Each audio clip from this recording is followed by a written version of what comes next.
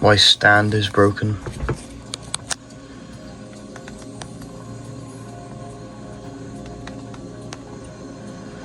In June, or was it July? It was June or July of 2025, Superman came out. I had watched like 2 DC films before Superman. I've never really shown much of an interest in DC. I've always been a Marvel guy. About a month or 2 after the movie came out, I decided to watch it, and I thought it was one of the greatest superhero films I've ever watched, I'm going to be honest. And it lost money, apparently. I don't know how. It was amazing, to say the least. I think we can all agree that the figures for this film are absolutely terrible. Bad head sculpts on basically all of them.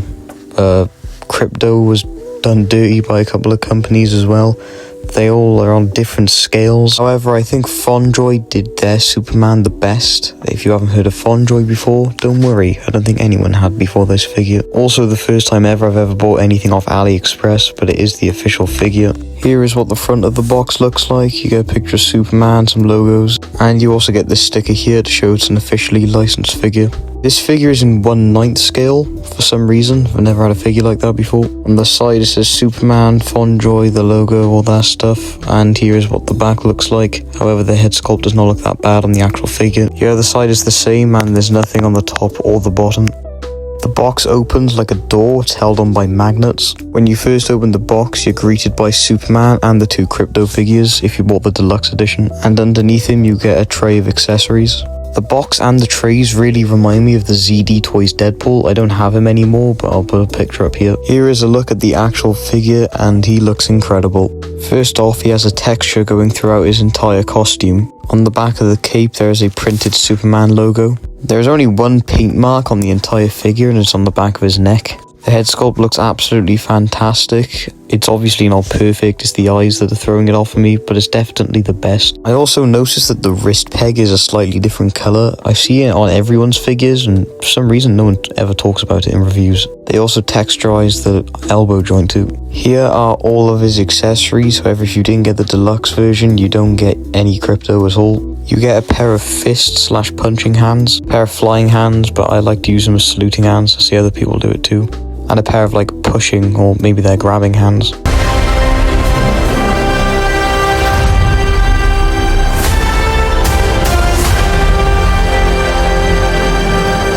He comes with a stand. On the base of the stand is the Superman logo, and it says Superman on the front. The actual stand, like the thing that clamps onto him, is spring loaded, and how do I say this? It's on a ratchet.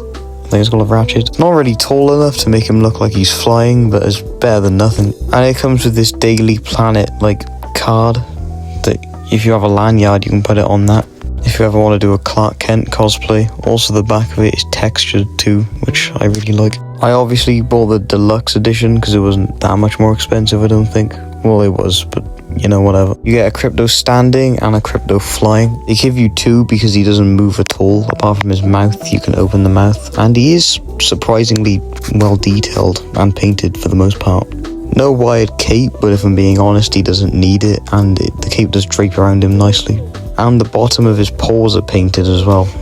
The only thing I wished was different about the flying Krypto is that the stand was made in a transparent plastic instead of just glue.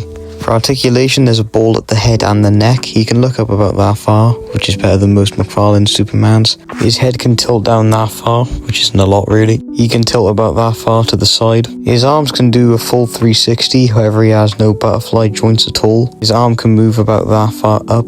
I have heard a lot of people say that the biceps on theirs come off, and the left one is starting to feel a bit loose to me. He has double jointed elbows. He has a wrist swivel and hinge.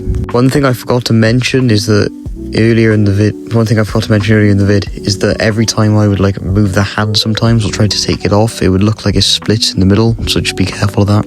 He can bend about that far back, which is surprisingly little, but he can crunch forward so much, which is surprising because it's usually the other way around. This is better than most Marvel Legends. He has drop-down hips.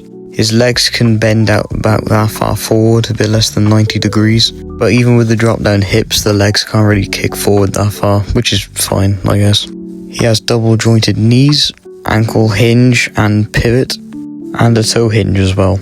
All in all, I'd say he's the best and the cheapest Superman you can buy on the market right now. He might not be around forever, so, hurry up. Buy him. Quick.